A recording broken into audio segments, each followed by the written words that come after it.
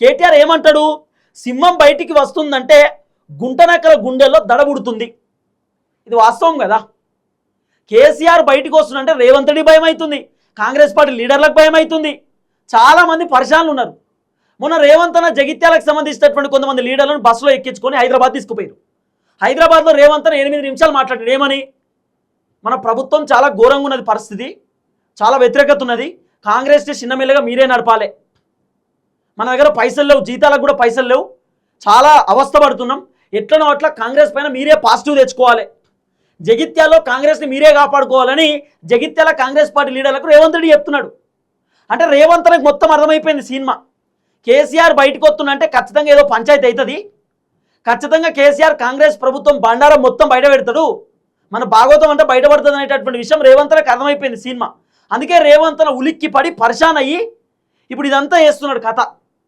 ఇంకోటి నాకున్న సోర్సు, నాకున్న అంచనా ప్రకారం ఇదొక అంశం. రెండోది, కేసీఆర్ని హౌస్ అరెస్ట్ చేయవచ్చు, మ్యాక్సిమం ఫామ్ హౌస్ నుండి బయటికి రానియకపోవచ్చు అదే రోజు.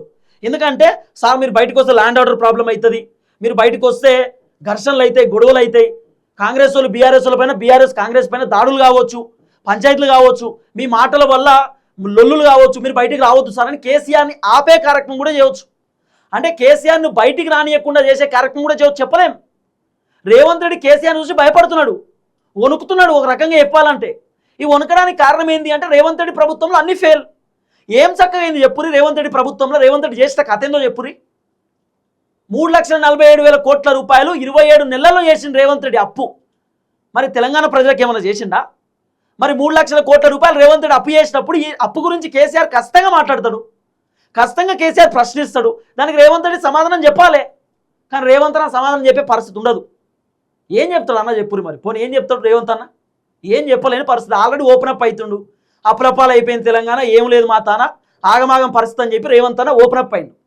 కానీ కేటీఆర్ పోయిండు, కేటీఆర్ పోయి కలిసిండు, జీవన్ రెడ్డితో మాట్లాడిండు కేటీఆర్, జీవన్ రెడ్డితో డిస్కస్ చేసిండు కేటీఆర్. జీవన్ రెడ్డి కేటీఆర్ కండవ కప్పిండు, కండవ మీన్స్ షాల్వా కప్పిండు, హరీష్ రావుకు షాల్వా కప్పిండు. తర్వాత జీవన్ రెడ్డిని తీసుకొని సభా ప్రాంగణం దగ్గరికి పోయిర్రు, అంతా చూసిర్రు. ఇప్పుడు కేటీఆర్ ఒకటే ఒక ముచ్చడి చెప్తున్నాడు, ఏంది? ఆ సభకాడికి పోవడానికి ఆల్టర్నేట్ రోడ్డు కావాలనే రోడ్డు మొత్తం కథం చేసారు అని చెప్పి కేటీఆర్ చెప్తున్నమాట.